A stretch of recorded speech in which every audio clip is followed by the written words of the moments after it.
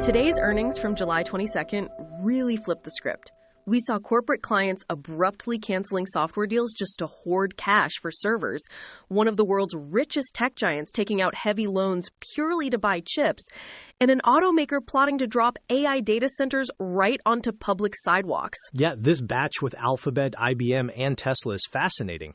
The reality of physical AI scaling is finally hitting the balance sheets.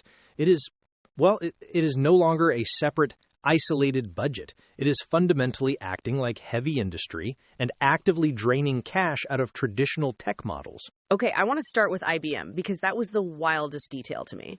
Right. IBM watched dozens of their high-value enterprise software deals just evaporate in late June. And it wasn't a demand issue for the software itself.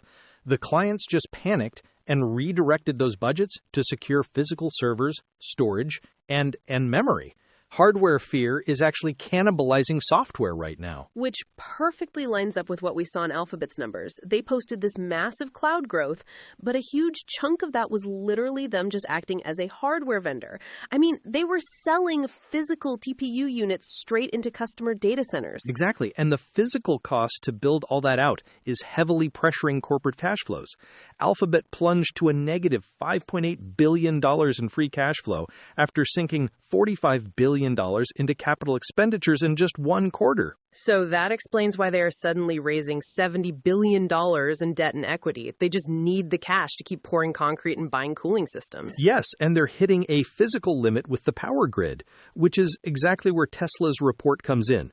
Tesla is facing the same exact bottleneck. They need power for their AI clusters so badly. They're designing shipping container-sized megapod server racks to drop directly under the physical sidewalks of their Supercharger network.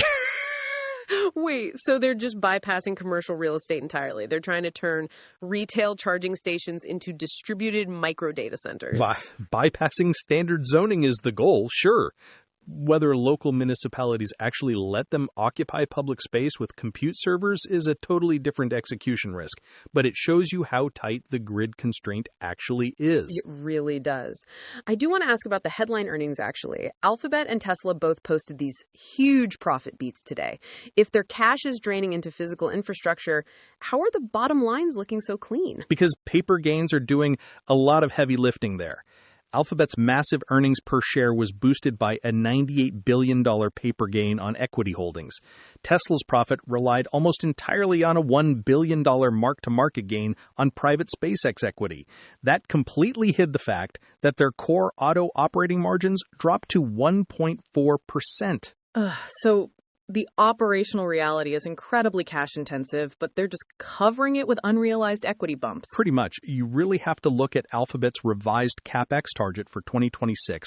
They raised it to $195 to $205 billion range. This physical cash drain is clearly not temporary. It's a complete shift in how these companies operate. You really get a sense of that physical squeeze when you hear the actual executive commentary in the deeper individual company episodes.